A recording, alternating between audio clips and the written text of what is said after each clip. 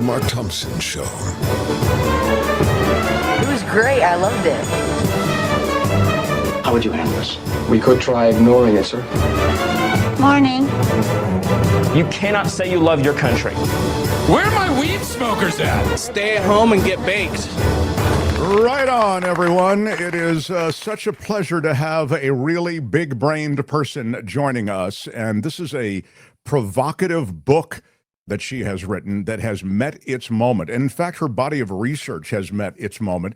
This is the first book, though, to draw a direct line between the datafication that we live in and the prediction techniques of past eugenicists and today's often violent and extractive big data regimes that we are living in the middle of. I think a lot of what Doge is doing with scraping personal data, a lot of what's happening at universities, all of this is predatory. And indeed, the title of her book is Predatory Data, Eugenics in Big Tech, and Our Fight for an Independent Future.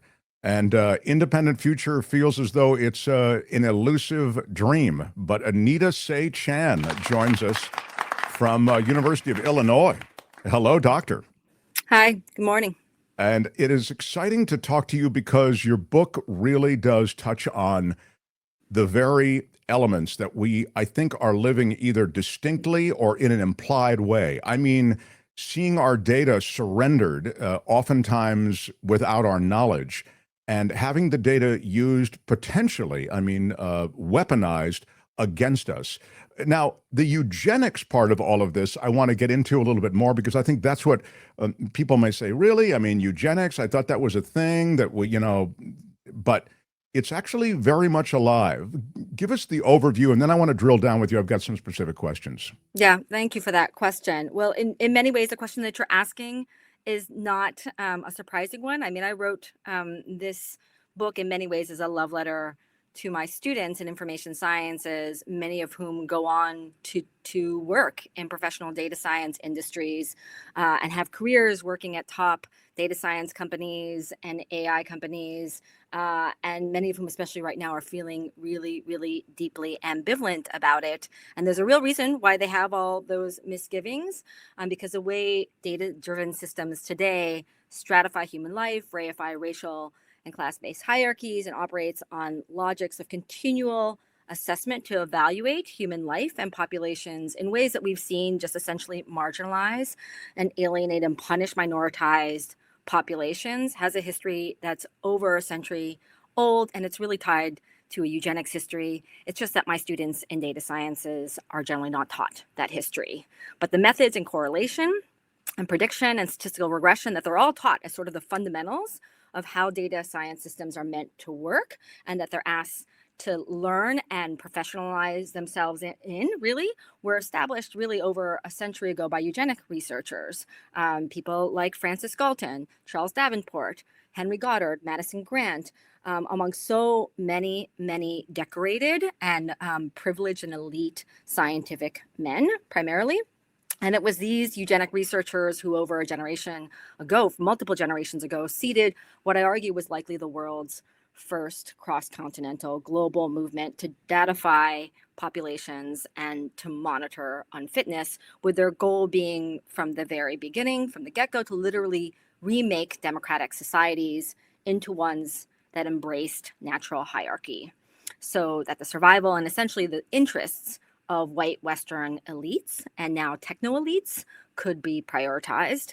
And essentially what I call in the book contemporary techno-eugenesis, very much like contemporary techno-eugenesis, 19th century eugenicists profited enormously, both politically and financially, from spreading eugenic disinformation. And so the book is essentially a reminder of how far eugenics got, particularly in the US and across the West, with essentially popularizing this movement around disinformation and around a supposed natural hierarchy. I'm smiling because there's so much to what you just said. And I wonder if we could take a big step back and just remind us what eugenics is about. As you say, it born in that period that we think of as a distant past, but now very much in the contemporary use of data as well. But look, just quickly remind us what eugenics is. Well, it was an attempt to seed a science of social hierarchy and natural hierarchy. So it was based on some notion that you would be able to essentially that human life is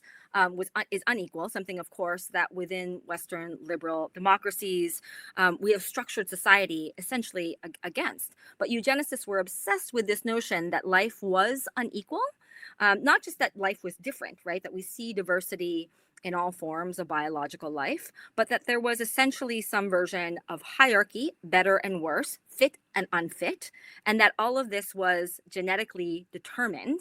And because of that kind of genetic determination around everything from mental unfitness to moral unfitness to physical forms of unfitness, their idea was that all of this could be datified, that you could prove this, and that with enough data collection, you would be able to demonstrate essentially the superior fitness and the kind of more the stronger and more reliable and kind of economic argument for why it is that nations needed to support fitter populations and invest more in fitter populations versus unfit ones. The general notion and their mantra was that some lives were born to be a burden on others, with the notion that eugenicist notion being essentially that unfit populations, mentally, morally, physically unfit populations, were a drain on national economies and national strength, that with the kind of increasing heterogeneity and increasing mixing, what triggered their anxiety was really a kind of 19th century that saw growth in urbanization and diversification in cities and new independence movements all across the world that essentially enabled then urban environments to become these sort of melting pots of pluralism. For many, of course, that became really a kind of new means of really reimagining a different kind of nation in ways that really inspired, of course, this notion that places like, especially nations like the U.S. that really exhibited and demonstrated that kind of new version of pluralism would become this also new kind of grounds for experiment of being able to demonstrate essentially what a pluralistic democracy could look like. For eugenicists, that instead triggered all kinds of existential anxieties, and for them, they were really convinced that that instead this kind of new heterogeneous kind of pluralistic mingling of societies would degrade the human population. And they were convinced then that what really needed to happen in the long term was to redesign national policies around essentially the stratification of populations, a kind of embrace and recognition of natural hierarchy, and redesigning things like immigration policies. And in the U.S., of course, we saw the first was really the kind of first grounds for starting to make those kinds of new policy gains well before Nazi Germany, literally decades before in the late 1800s. By the 1860s, the U.S. had passed the first immigrant exclusion laws that we saw anywhere in the States, and it was essentially promoted by eugenicists who were quite worried about the contamination of bad blood from immigrant populations. And the first targeted population was really the Chinese. And with the 1875 Page Act that targeted Chinese women, not Chinese male laborers.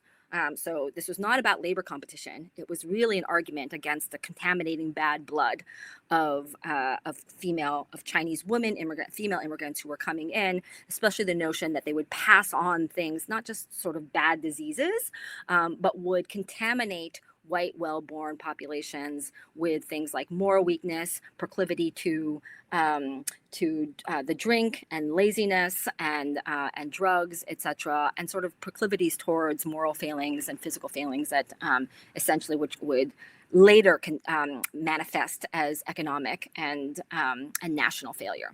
Right, a burden on society. But it's interesting that the more you speak of this, and in reading, it seems as though these early eugenicists, they cloak themselves in data extraction and they cloak Correct. themselves in science, but essentially they're reverse engineering a conclusion they've already made, right? Correct.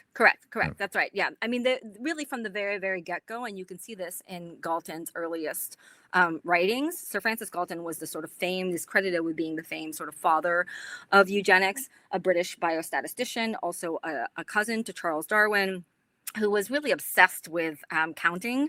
And from the very get-go, you could see in his very earliest publications on eugenics, before he even came up with the term, but was essentially making the argument that enough data would essentially demonstrate the very rightness of this form of thinking, that that talent concentrated amongst the well-born, and that unfitness concentrated more amongst the poor, amongst the unwanted, and moral unfitness correlated, and physical unfitness correlated with already the sort of have-nots of society.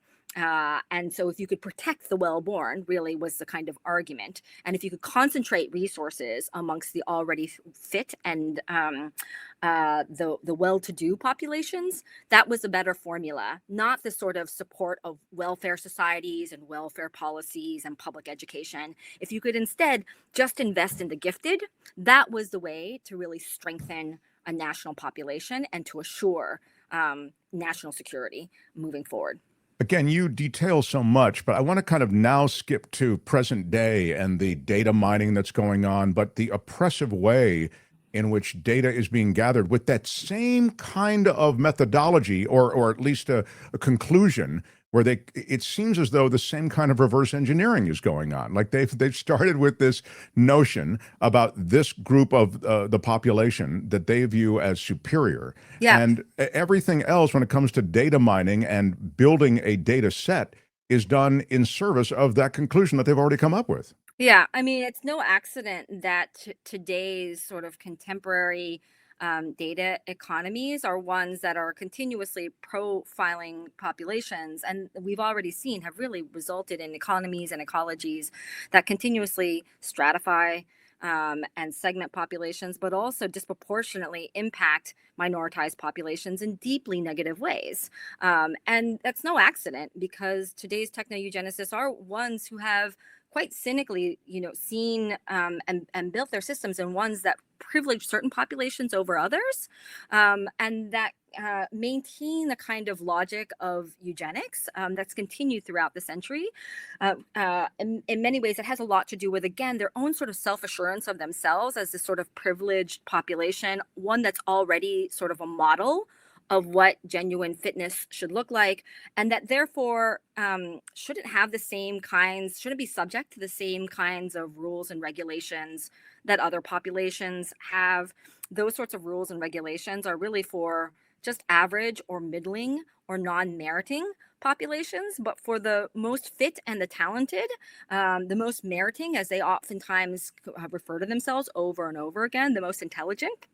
And those who are sort of, as they would argue, are also datified to be as such, there's evidence, in other words, that they are supposedly the kind of fittest amongst the fit. Again, the rules and regulations just shouldn't apply to them. And so this kind of extreme form of experimentation on human populations, which is really what the internet has become, and what we experience as social media and the internet as day-to-day populations, and certainly with the way that normal households across the world now are sort of having to cope with AI systems today. All of that is nothing but a kind of constant real-time experimentation on human populations. And what industry oftentimes just calls as A/B testing. Can we tweak something a little bit and let's see what its effect is going to be, whether or not it keeps people on longer, on a system longer or not. And it is indifferent really to whether or not the question of, is this a good thing for publics? Is it okay to see, as I'm hearing literally teachers of fifth grade classes now talking to me about in US based public schools, that they are watching fifth graders now using AI systems and staying up all night, sometimes just sort of chatting with someone on Character AI, or sometimes instead just sort of chatting with ChatGPT, and sometimes even turning in now homework as 10-year-olds with these systems. The kind of the sort of indifference to really the kinds of real-time reports that we're seeing back already from not just the West, but all across the world, the indifference to the kind of harm that does, and really that the only gauge that they're using is whether or not it ends up enabling some version of strengthening of their own technological system, better monetization on their own system, and essentially a version of profit. Well, you note for you note themselves. you note in your book that Mark Andreessen and Peter Thiel, these are people who look at potential regulations of some of the stuff you're talking Oh, about. completely. Yeah. Yeah, they view that as those are impediments to technological progress. All of those Completely, regulations. Yeah. completely. From day one, really, people like Galton, and it wasn't just Galton. I mean, I mentioned this as a project from over 100 years ago because really undoing democratic norms, they recognized was really part of the political project of eugenics. Eugenics was, if anything, a kind of political movement disguised as under the guise of some version of scientific endeavor. It was really a kind of disinformation and misinformation machine. From the get-go, their sort of point was, again, this kind of obsession with first sort of collecting enough data and datifying human populations really voraciously to try and prove their point.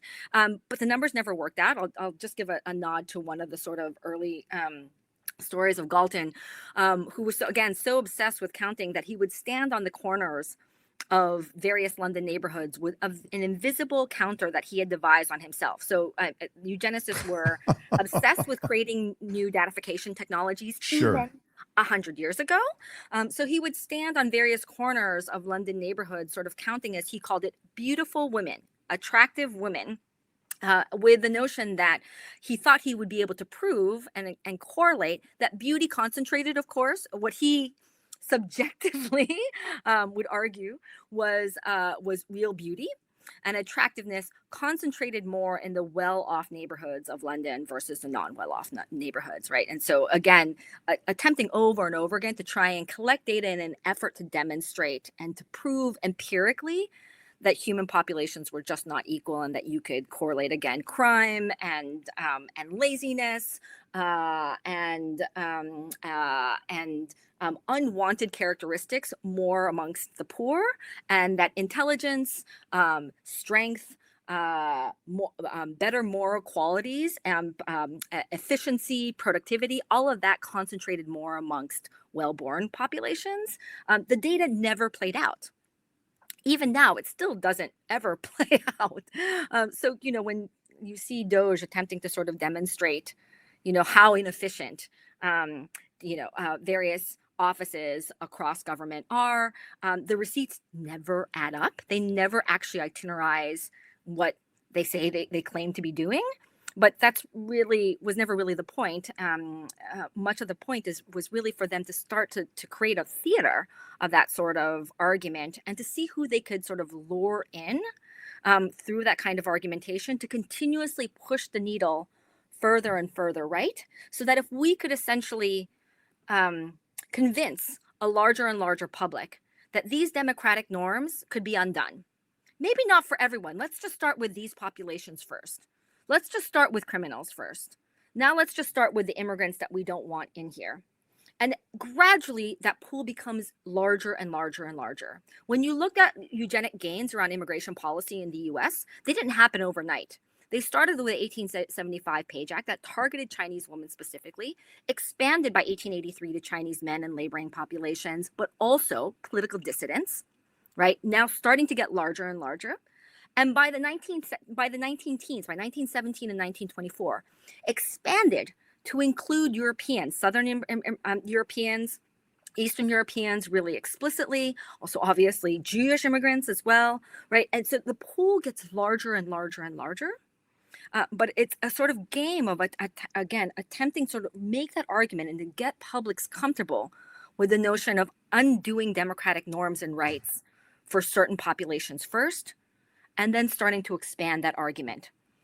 It was the same with sterilization laws in the US, that sterilization laws that were passed here in the US, again, modeled in the US well before, decades before Nazi Germany, with the first sterilization laws being passed in the 1900s, before 1910.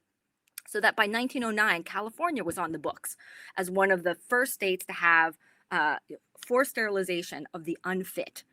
And it grew gradually to well over 20 states, almost 30 states by the 1920s.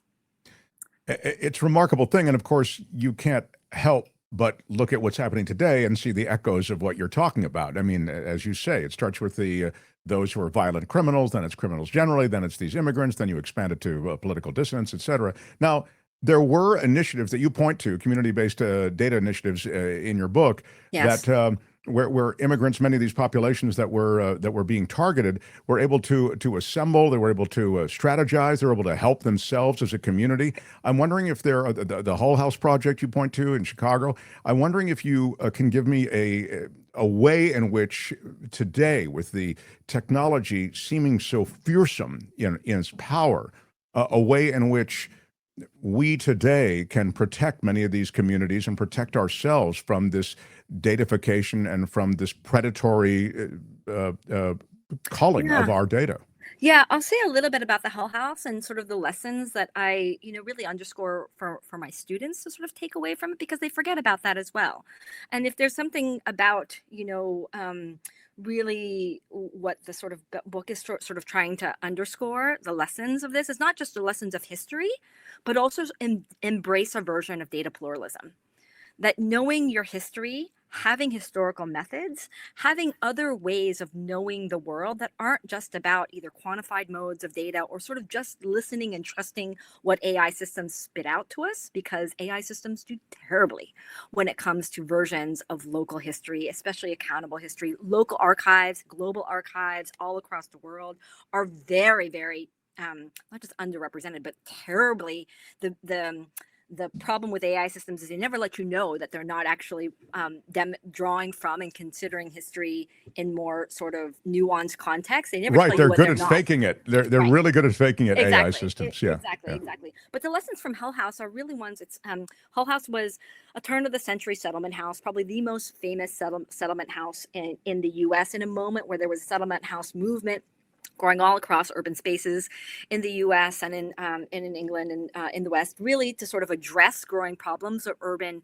disaffection, sweatshops, and the kind of disenfranchisement of the poor.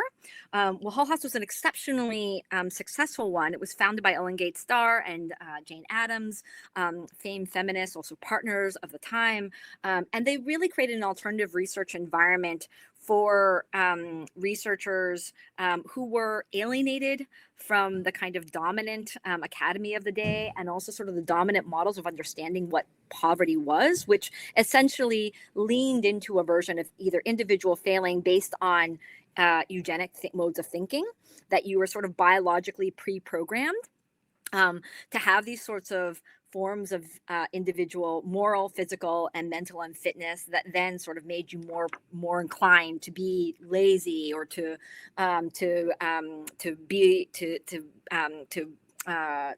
be interested in prostitution or in the drink, etc. Yeah, even more violent. I mean, we're going Precisely, all the way. or criminality, precisely, all of those things.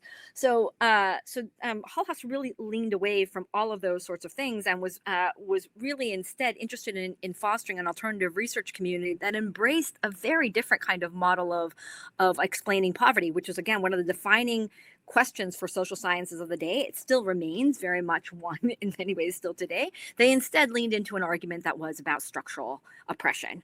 And really what was the cause, what they saw when they looked around the neighborhood where they were based, which is the 19th Ward, highly concentrated area for immigrant families and households to settle in the 19th Ward of Chicago at the time, at the turn of the century.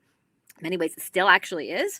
But when they looked around them, what they saw instead was exploitation, routine labor exploitation amongst the working families who were employed in sweatshops of the neighborhood. And they didn't see any version of laziness. What they saw were really working families that were exploited by systems. And so they started to collect data essentially on things like what were the normal wages? What was the correlation between childhood deformities and physical deformities and children that were employed in sweatshops? What were the kinds of conditions, the laboring conditions and the living conditions that families were forced to sort of live in, such that disease might be more likely to be contracted, etc.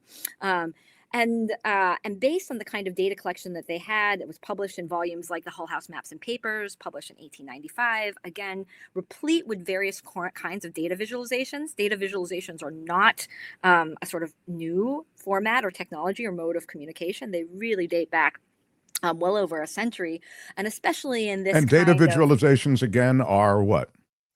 forms of essentially communicating where you might see things like a mapping, a visual mapping of, let's say, what wages look like in a particular neighborhood. And so you could recognize the concentration of just below the living wages kinds of economy that households are really being forced to live under.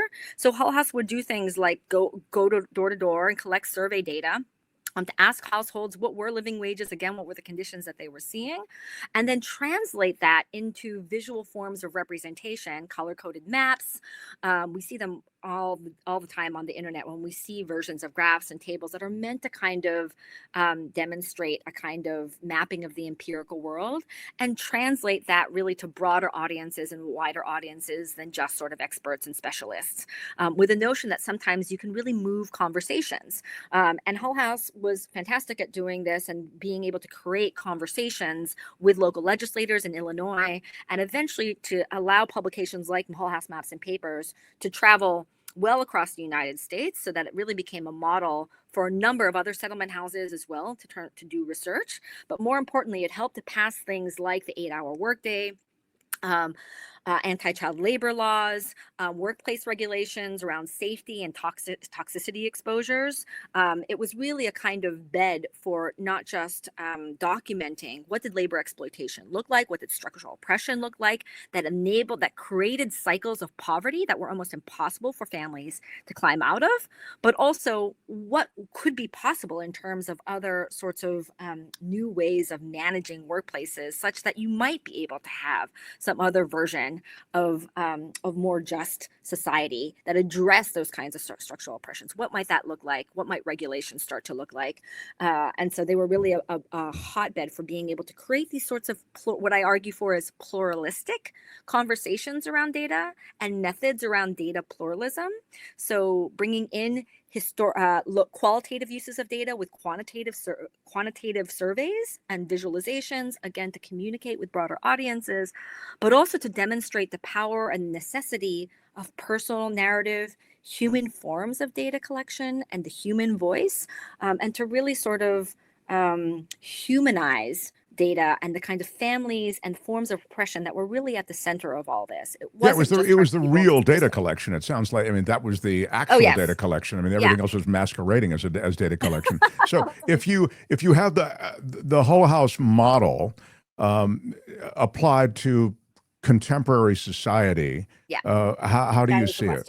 That's the question. I mean, I think in many ways, the argument is really to start to rethink pretty radically how it is that we train and imagine and build out a future generation of young data scientists in the way that we design our data science programs at university campuses. Really, knowledge infrastructures are very much at the center of the argument of the book, and sort of giving us other models for both remembering our own pluralistic histories, that we're not only tied to versions of eugenics supporting university campuses. They certainly did at the turn of the century. There were any number, the who's of elite higher education were very, very much, if not promoters of eugenics, were very conversant with it. They were heads, obviously. I mean, the book underscores people like the founding president of Stanford University, David Starr Jordan, Oliver Wendell Holmes Jr. It's unbelievable. It's like the royalty of academia who were signing on to this thing. Absolutely. And so even then, what we saw is counter-eugenic arguments at the turn of the century, with arguments for data pluralism and other forms of research, were being seeded then with Hull House. And today, when we think about a kind of different future for what it is that our data science practices might look like, we should be asking ourselves why it is that we've constructed data science programs and designed the content of those courses, whether it's courses for AI-based education, or around data science and machine learning kind of applications. Why is it that we design those courses as if we're trying to please industry and as if we're trying to make Silicon Valley companies happy or impressed? Why is it that we're not having broader conversations and aren't holding ourselves as American higher education institutions more accountable to the kinds of conversations that average families in the US and working families in the US are having around technology and are having, especially around the way AI systems are impacting their own households and families on a day-to-day level? And if anything, we've deified these Silicon Valley absolutely. developments and technologists to the point that we just give them we give them whatever they want. That's right. Yeah. And when you look over and over again at the hard work that journalists and that organizations like the Pew Research Center have, and they now have a whole pillar that's dedicated to surveying the American public on the topic of technology, and AI has become an especially kind of concentrated place for them, especially in their last sorts of rounds of surveys. But you can look to see where it is, what the difference is when Pew asks AI experts versus average workers in the US, what is their take on the way that AI will impact the future of their own economic longevity and also the American economy writ large? Does it make you feel more secure, or do you feel less secure about what the future is of the American economy and your own personal economic future? And it is like completely two different worlds, absolutely flipped in terms of what AI experts are saying and what average households in the US are saying. The promise of AI versus the threat of AI kind of on some absolutely. And it's not that US populations aren't literate in this thing. They already have a sense. As I said, you're seeing fifth graders. People are watching this sort of play out in their own households. Sure. Not just sort of this concern like, oh my goodness, will my coding job be AI'd? And it is. Oh no, will, higher ed or writing, all of these, things that human functions that can have some version of automated assessment, right? Some pretense towards some version of automated assessment, replace it. What will that look like for the workplace, for my own job, including, white collar labor? I mean, so much, not just sort of blue collar labor, but already. Oh no, it's all on the table. Yeah, absolutely. I have one of the things that I thought was interesting in your book was the way that there's so many ways in which technology are playing out in manners that I hadn't considered, and one of them is and I'm talking about the kind of predatory nature that you describe. In even proctoring exams, in the way that exams are. So there's this program called Proctorio, and it makes sure that nobody's cheating on an exam. You think, well, how could that possibly be bad, and how could that be discriminatory in any way? I mean, everybody's got it, but you kind of run through the way even this Proctorio actually has biases. It was a controversy on my own campus, and you can go on to Reddit fora and find any number of other universities and students that have conversations really openly on how much they are despise Proctorio. It's a facial recognition, essentially, form software and platform that universities, some of them had contracts with, including my own. Some of them continue to have contracts with, and essentially, in order to operate, so it's an automated proctoring platform, so that when someone is taking a test, it can sort of flag when someone is cheating. Yeah, so it's watching everybody in video, right? Absolutely, okay. Absolutely.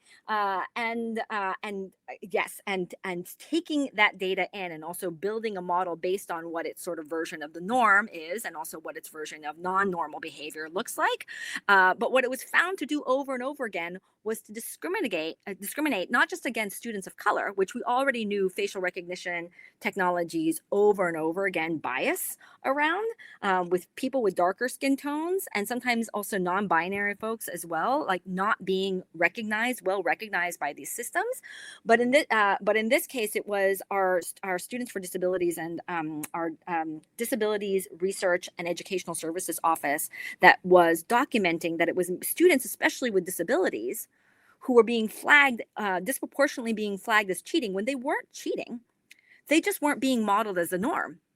And so over and over again, the system was failing for them, and then creating all these sorts of not just sort of mental anxieties and new forms of taxation on this body of students, but also again, forcing our offices to all scramble around then what to do in order to essentially then create a kind of more equitable environment. The contract was canceled. So now we're a campus that is working around other forms, the more traditional forms of proctoring again. Yeah. But these AI and facial recognition systems over and over again, we've seen when they're used, especially in criminal justice systems, for identification systems, just for entry over and over again. They really are a mode of being able to bank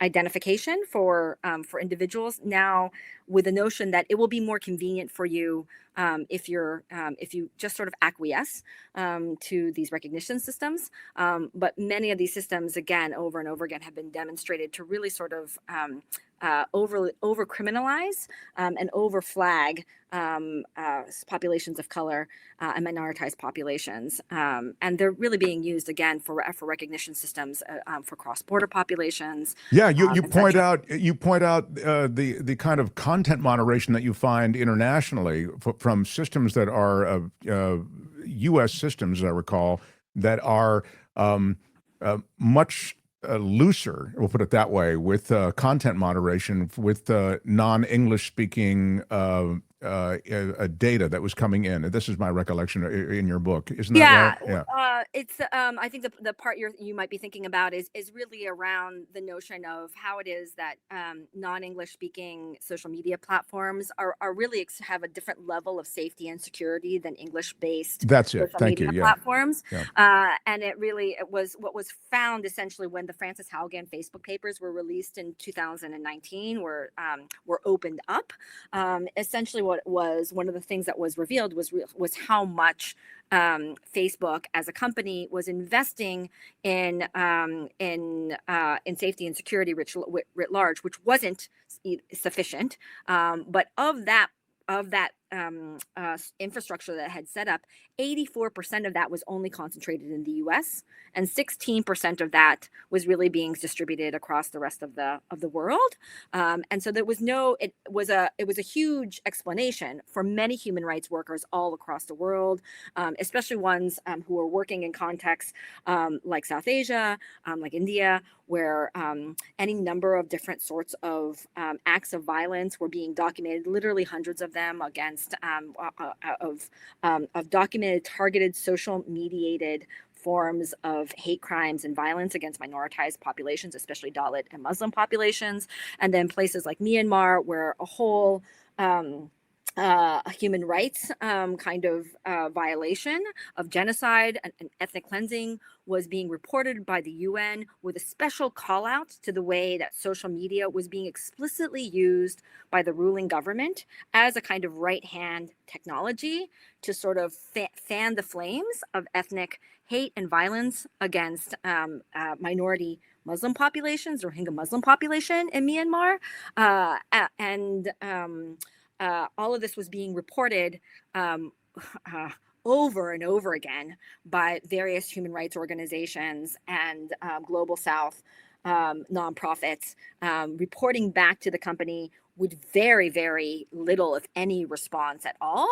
And when the report came out in 2019, that part of this was really about how explicitly little safety and security was being invested, which is the way that disinformation essentially is being moderated. So hate speech and disinformation and sort of targeted disinformation and hate speech against minoritized populations was being sort of wrapped under safety and security teams. That was their purview, to try and moderate some of that. That most of that was being concentrated in the U.S. And even in the U.S., there have been so many civil rights organizations, from the NAACP to the Southern Poverty Law Center, that have called out social media companies for their insufficiency in moderating hate speech against minoritized populations. It seems as though these technology companies, and we're way over time, I just have one more quick question, but it just as an aside, it seems that it's the tail wagging the dog. I mean, they're imperfect. impervious to these criticisms that you're talking about. So, regardless of the evidence you show them, and regardless of the damage that's demonstrably being done, they don't change. So that leads me to my last question, which is, I mean, I could talk to you all. I mean, it's fascinating, but it's of the moment. This is the stuff that we're going to have to deal with, all of us. The data is being mined. You've seen what's happened with Doge. They've gone into government systems, computer systems, and they've scraped all of this data, and it can be weaponized in so many different ways. What policy decisions or what policy superstructure would you like to see to handle some of this predatory data mining and the way in which technology is being twisted against these populations? A radically new way of approaching the conversation around what technological progress is and what technological innovation looks like needs to be radically reset around conversations that day-to-day American households are having. I will just say that the conversation, and it is so important to sort of underscore this, the conversation that's happening around AI in Silicon Valley, that techno-eugenic elites are having around these technologies, are that this is the priority above any other priority, that resources and government should be restructuring policy and national resources around. So when you see literally Doge sort of cutting off funding for everything from USAID to the Department of Education, to NSF, you name it, and then rechanneling funds, as we saw in today's reporting around Starlink, around its own assets. That is no accident. That is exactly the argument of why, and their disdain, literally from day one. Why are you channeling that eugenicists ask over and over again? Why are Western democracies wasting their resources on populations that don't deserve it and that are never going to amount to anything? That are going to be, as they argue, that some populations are just born to be a burden on others. They see themselves as the exceptional other that is being burdened by having to support all of these other unproductives. So what are we doing? And the redesign that you see them doing is literally showing you on the front page what their sort of priority is. And it is essentially to enable a version of AI supremacy that they already have written into their own future imaginary. This is their eugenic utopia, that it is a version of AI supremacy that will come to reign and that they will be the ones behind it. And if it comes at the cost of ecological devastation, of a kind of devastation of not just the working class and middle classes all across the world, but a kind of radical destabilization such that the planet is really almost unsustainable and unfit to live, except if you belong to that technological elite, they are absolutely okay with that. So unless we want that plan. That's chilling. It's really chilling. And honestly, it pencils out. As you say, it's right on the front page. Oh, it's an existential battle for them. I mean, and when you look back to the writings of Peter Thiel and Mark Andreessen, Elon Musk's whole proposition around investment in Twitter was never a business proposition. It is still questionable whether or not that platform makes any money for him. It was always a political project. And part of that is, again, to win the hearts and minds and to continue to push the conversation further and further right, such that more and more of us become okay with the resources actually being reshored up to the populations that deserve it. I mean, I wish that your efforts and efforts like yours had the pushback, in other words, had a champion. I mean, the thing that Musk has is a tremendous amount of money, control of social media platforms, help from allies like Zuckerberg, et cetera. I mean, all of whom, see, okay, well, I can follow this path of least resistance and I can not only survive, but I can thrive. For the rest of us, we're essentially victimized by this strategy. It's really troubling. Yeah, correct. I mean, we need to have a whole new conversation, especially amongst American higher education, where, again, we're setting up a new generation of data scientists. My students are deeply alienated by this, giving them other means to imagine technological futures, resetting the conversation amongst a common sense that so many American families have, that this thing just isn't working. The way that Silicon Valley operates, the kind of elitist version, $1,500 cell phones that are priced above, when 50% of Americans don't have $500 in the bank, saved up in the bank. Those are consistent statistics from well over the last decade. Yeah. What are we doing? No, What I is mean, this kind of we've technological really, world? really lost the plot, and now there is a new plot being laid out. And as I say, to me, it's the tail wagging the dog. The Musks of the world, Zuckerbergs, Thiel, et cetera, Andreessens, all of whom you mentioned in your book. As I say, I wish we could talk longer. The book will have a link to it at the bottom of this video. Again, it's Predatory Data, Eugenics in Big Tech, and Our Fight for an Independent Future. It's really provocative stuff. And Anita Chan, what frankly, it's a boundless kind of subject. I mean, I see it like you can write the sequel and you can begin today. I mean, it's that kind of, there's a reinvention of technology and how it applies to us in current society almost every hour.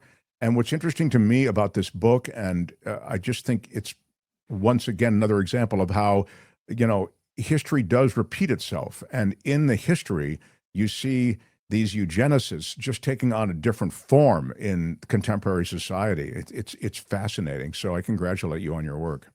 Thank you for all the work you're doing as well, Mark, and the conversations you've been having here on your show. They're so imperative.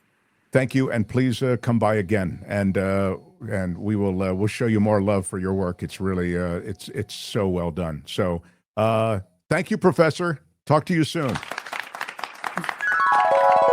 The Mark Thompson Show.